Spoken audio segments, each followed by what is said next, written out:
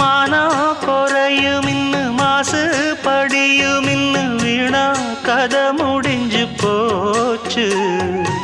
ஈசான மூலையில லேசான பள்ளி சத்தம் மாமன் பேர சொல்லி பேசுது. ஆறாத சோகந்தன்ன தீராம சேர்த்து வச்சு ஊரும் சேர்ந்து என்ன ஏசுது.